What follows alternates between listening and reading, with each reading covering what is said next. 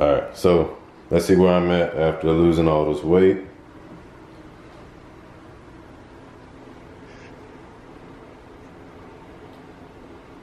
And there we have it. Skin and bones.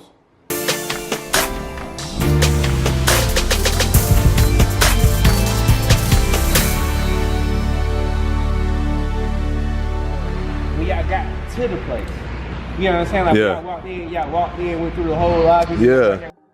Ooh, look what we got here, man. We back in the game. If y'all don't know, that's my brother Courtney. We about to get in a good little workout on Saturday. Usually what we do on the weekends is we try to get in a good little active rest workout. So nothing too serious, but since this is my first time back, then we definitely wanted to take it easy, just get my body back into motion and everything after losing weight and being sick. So I'm just happy to be back in there and getting the movements back in, getting my body back used to lifting the weights. So we started out with some pull-ups, then we went to some bench press. Not my favorite exercise because I'm not the strongest on bench press, but you know, I'm not gonna shy away from any exercises, especially when you got a partner with you. You wanna do whatever he's doing. So moved to the bench press. My range of motion, not the best on this, but I plan on getting a little bit better at it. But that weight going up though.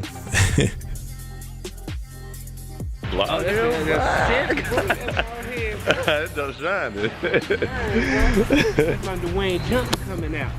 So moved up a little bit on the weight. I told him not to go too hard on me, since he always in there lifting 315 all the time.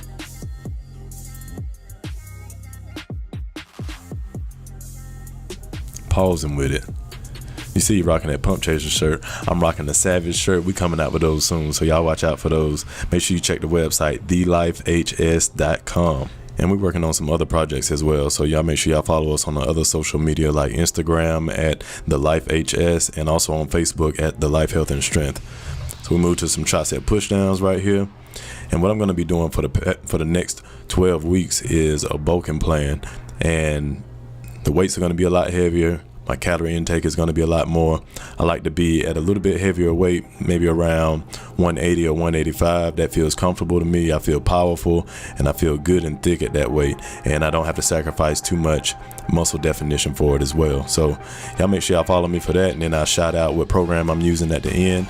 See if y'all can try it out, see if it works for y'all. But on the next video, we'll be doing some 1 rep maxes, trying to find out where we're at with that for the bulking program.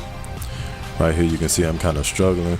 I know how clients feel now when I'm sitting here pushing them and they want to quit, because that's exactly how I feel right about now. Not being in there for 3 or 4 weeks just kind of feel like forever. I feel like I'm starting over. But you know, it is what it is. We're going to get back in there. We're going to grow. We're going to do what we need to do. We're going to progress and move forward.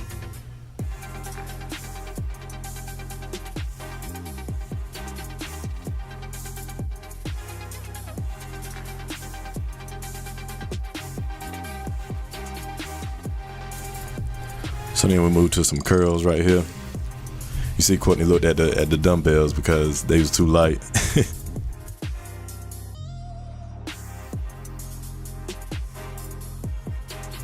Then I'm trying to get used to the motion again. I was swinging just a little bit too much momentum on this one. But like I said, I'm trying to get back into it. So we're gonna take it one step at a time, progression.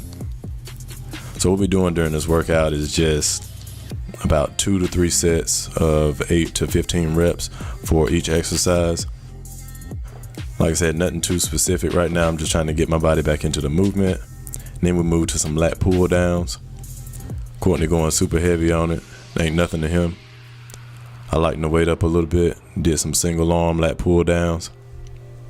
And I love this machine right here because at the base, you can see I'm locked in pretty good. So I get a good squeeze at the bottom of my lats when I do that. So this is one of my favorite machines right here.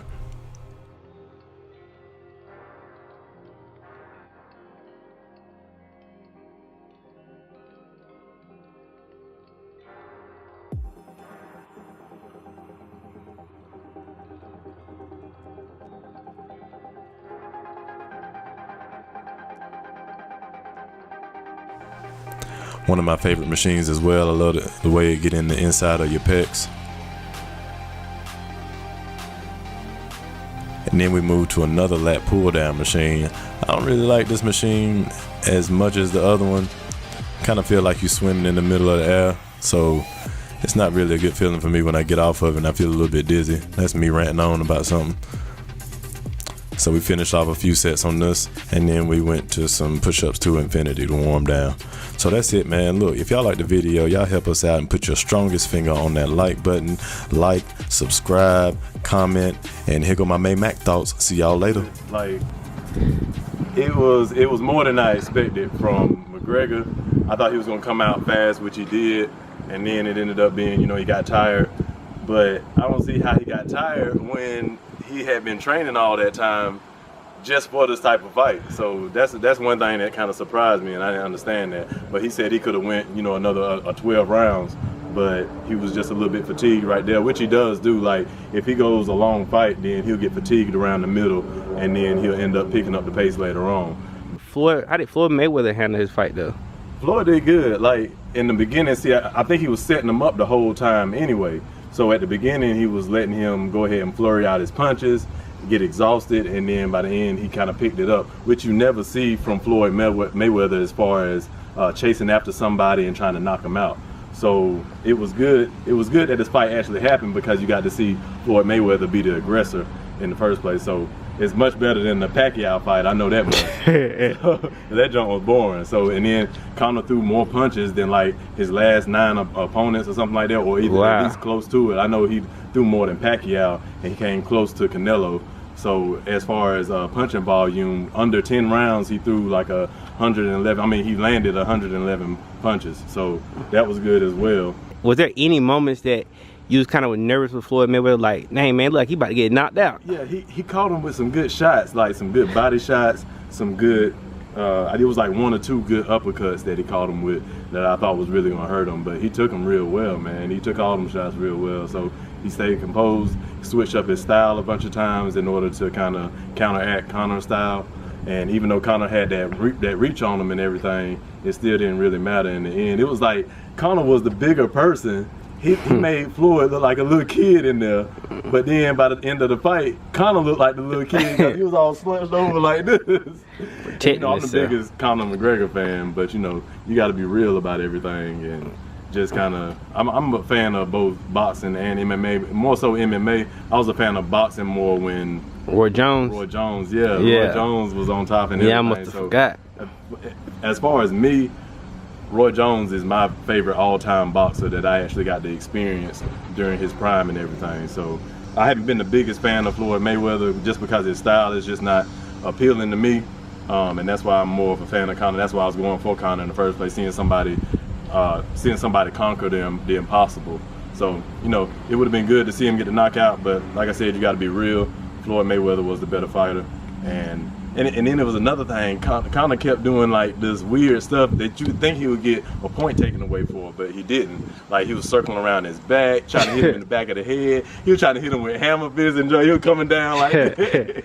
Although Floyd was kind of swinging his back around towards Conor so he wouldn't get hit with certain shots during those exchanges. So it looked like Conor was getting behind him and trying to hump him or something like that, but that really wasn't the case. Like I said, it was pretty good. Conor surprised everybody, really. He did real good himself, lasted 10 rounds. So what, before Conor became trying to box his name, what's his style in the UFC ring?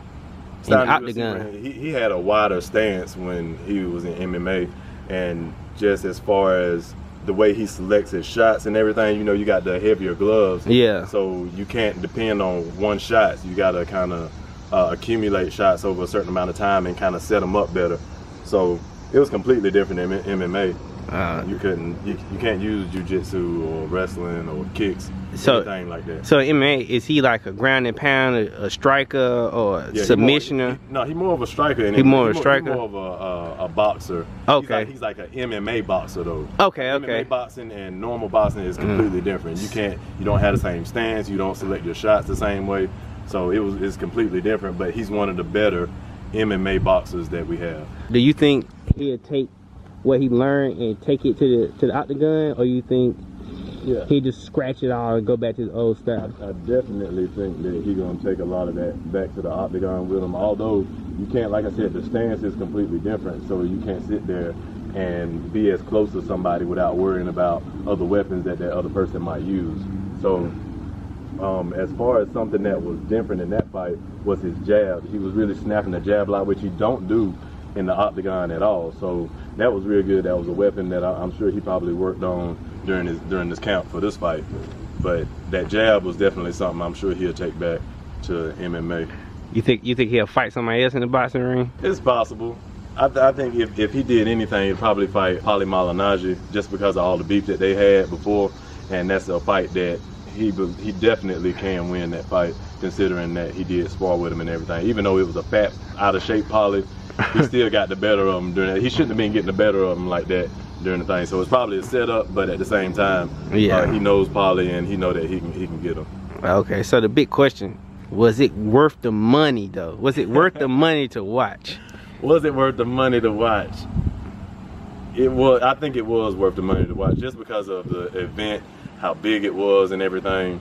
It was definitely worth the money to order. If you have a party, you can't just order and sit at home by yourself or anything, drink a beer. But if you had a party, you know, charge a cover fee or something like that, just like any other fight. Yeah. But it definitely was worth the money and everything. It was just a big event, and it was good that we were able to actually watch something like this while two fighters are in their prime. Even though, you know, Floyd had been retired, he had been retired before and spent a lot of time off, but he's never really out of shape because he take care of his body. So you got two fighters in their primes going at it. You can't miss something like that. So it's definitely worth the money. My fighter didn't win, but at the same time, I was satisfied with his performance, and I'm satisfied with Mayweather's performance. It was one of his more exciting performances. Do you think if Floyd was fighting a younger, real boxer, somebody that boxes on the come up, you think Floyd would be able to handle him?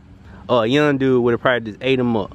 Somebody that's probably like 25, 28. It's hard to say. I want to say no.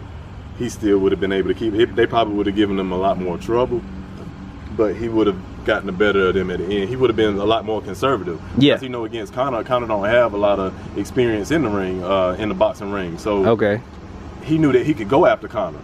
But if you try to go after somebody else that's up to his level or up to championship level, then he would have been a lot more conservative and selected his shots a lot better, probably pointed them out like he always do. But he knew that he could go after Conor. Knowing that Conor is from the UFC, and you know they fight until you ain't moving no more. Like, you gotta be totally fenceless, almost dead on the ground before they call the fight.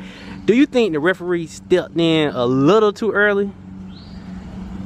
I can kind of see both sides of it, because they did go down to the 8-ounce gloves. The referee got to look out for you. At the same time, in MMA, they savage. In MMA, they don't care. They wait till you, most of the time they wait till you all the way out.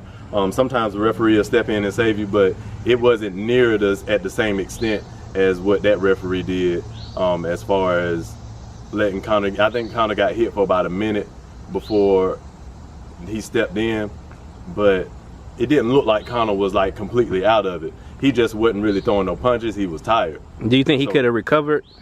I think that he could have recovered, because he did the same thing in the Nate Diaz fight. Where he was kind of wobbly, he was tired, but then that was like the third or fourth round. But then he came back and started wailing on Nate Diaz, and then ended up winning the fight.